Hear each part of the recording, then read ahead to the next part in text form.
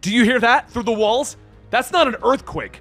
It's the Croc, Terry shouts, and the wall suddenly cracks next to him, revealing the massive teeth of Killer Croc as he pushes through the wall, slamming Batman to the floor. Feast on the Croc! Croc bellows, and Terry and Kyle are knocked down another tunnel, with Croc following, continuing to knock Batman away. But you're probably wondering how Batman got here. Well, the question of how did we get here starts with another question. What is Batman's greatest secret? In the current Batman Beyond landscape, Bruce Wayne has been killed, and you can watch those videos down below. But now we're learning what Terry is doing without his guide and mentor. That brings us to our latest story, Batman Beyond, Neo Gothic, where Terry is going to learn a big secret Bruce was hiding. Today we'll be covering issues 1 and 2 on Comicstorian, where we create these audio dramas, almost like Audible but for comic books, here on YouTube. And this lets you know what's going on in the world of comics so you know what to add to your collection. If you enjoy this type of content, look for us on Spotify or check out our sister channel, Comicstorian Full Story, or support us directly on Patreon. But let's get into issue number 1.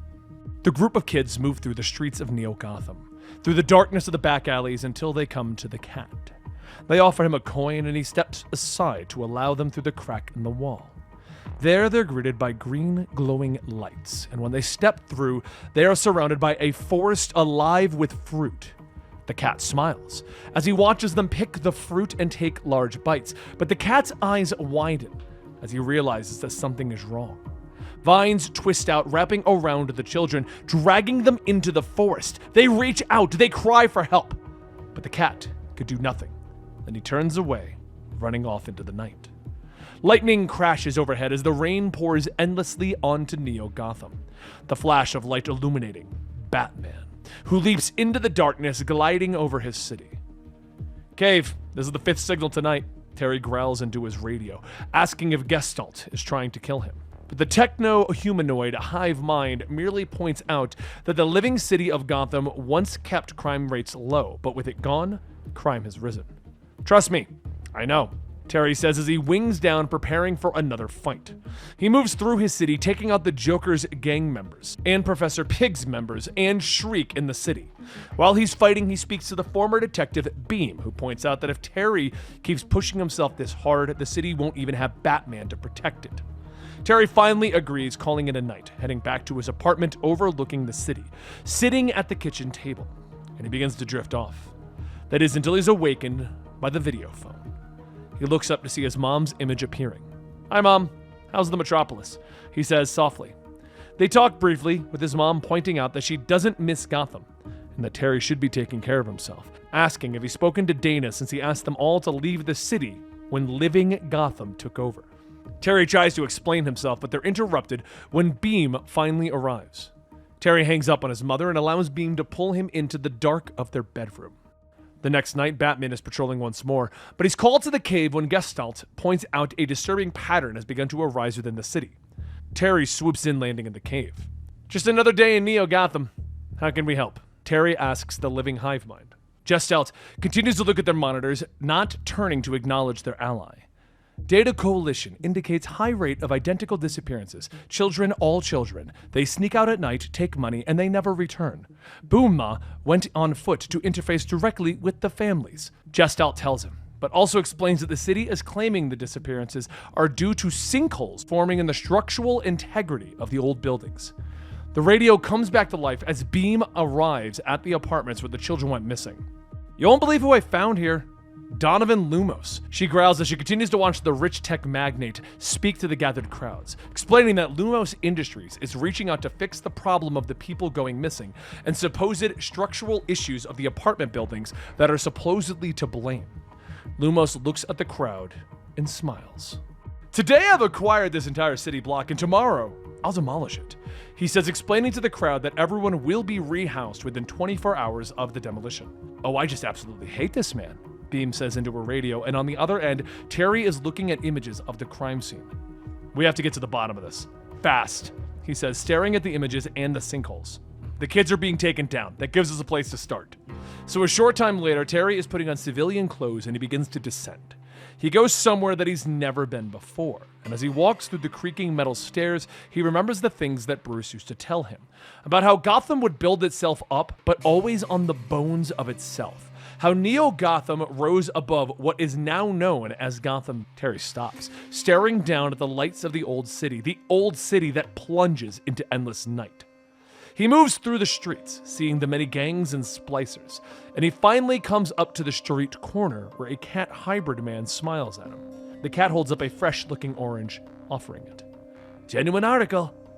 Vitamin rich," the hybrid says with a smile. "How much?" Terry says, walking up, and the cat's smile gets wider. "For you? A tourist from the top side, 50 creds. Terry holds up a credit chip, asking how the hybrid knew he was from the top side. The cat shrugs. "Hey, you covered it well enough. Good step. Desperate look in your eye, but you don't smell right," he says as he brushes his nose. Terry nods, holding up another chip, asking if the hybrid can show him around, show him deeper into Old Gotham, help him find the missing children. The hybrid refuses, walking away, not wanting any trouble from the topsider. He moves through the dark alleys of the city until he turns a corner and finds Batman standing before him. The cat pulls back in anger and fear. "Oh, I get it. The money's got some muscle. Famous Batman coming down here to fight crime, busting up a kid."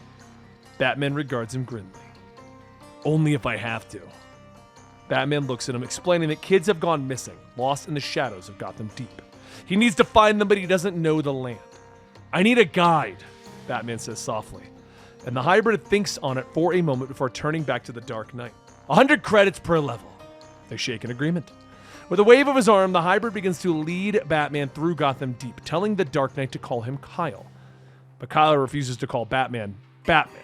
He knows that the man beneath the mask is the same man that offered him money, 'cause he can smell it on him. "Terry, my name's Terry." Batman finally sighs, and Kyle smiles his wide grin. "Nice to meet you, Terry. Now keep up." They finally arrive at a massive hole in the pavement. "And here we are. There might be other ways down, but this one's mine." Kyle then stares into the darkness of the hole. "Okay, I'm only gonna say this once, cause this is as deep as I've ever gone. There's death in the roots. Stay close, stay alive." They both land with a splash into the hole, and Batman's symbol lights up, bathing the tunnels in a red light. But something reaches out, grabbing him, a massive scaled claw. "Yes, feeding! Feast on the bat!" Killer Croc growls as he lifts Batman into the air, stomping away. "Well, crap!" Kyle hisses as he watches the monster leave. Croc continues to drag Batman lower, with the Dark Knight struggling, reaching out his wrist blades to try and find purchase on the ancient stones. He pops his wings, throwing out batarangs, but this new kaiju Croc releases him, flinging him hard into the water below. Terry struggles to his feet, looking up at the towering monster that Croc has become. The creature launches at him, but Terry boosts up and away. "Killer Croc, we thought you were dead. Batman also thought you could be reasoned with. Wayland, right? He thought underneath all of the mutagen, you were a good guy," Batman says, but Croc swings his tail, knocking him into the sky. "No pass! Eat you!" he roars. Batman slaps back onto the ground, but manages to struggle up and avoid Croc's clashing teeth. "Guess Mr. Jones isn't home anymore." He then pushes back against the wall as Croc's teeth get closer. "Tomb is mine! Closed forever! You're nothing but bones!" he roars, but a blast of fire suddenly sails through the air, slamming into Croc's head, knocking him away. Batman turns in surprise to see Kyle standing nearby with a small lighter in his hands. "Come on, topside, look sharp!" Kyle yells, motioning Batman to a nearby tunnel. "And move fast, because it's basically all of my lighter fluid," Kyle shouts. Batman boosts into the air, joining Kyle, and the two begin to run through the tunnels. As the pair run through the tunnels, Batman looks over his shoulder, questioning how Kyle made such a large fireball. "What can I say? A cat's got some secrets," Kyle says before asking if Terry has an idea of how to escape Killer Croc. "What? I thought you were my guide to the underground," Terry points out, and they stop at a junction for a brief moment. "Yeah, that was before the giant monster. Kids are probably dead by now. Odds are the lizard Minotaur ate them before we even got here." But before taking off down one of the tunnels, he explains that he smells fresh air. Terry stops, pointing out that Killer Croc said that he was guarding something called the Tomb, that he seemed to be starving. "He's like a guard dog, left down here way too long," Terry says, and he looks at Kyle, explaining that he can't leave now. This is the legacy. It's what Batman is. Hope. And he turns back towards the tunnels. Meanwhile, in the Neo Gotham above, Beam has gone to the old apartments and is now speaking with the families of the missing children. They watch as the nearby buildings are torn down by Lumos Industries, but everyone is shocked as the rest of the area begins to shake. Everyone rushes inside, thinking that it was some sort of earthquake, but Beam is filled with fear.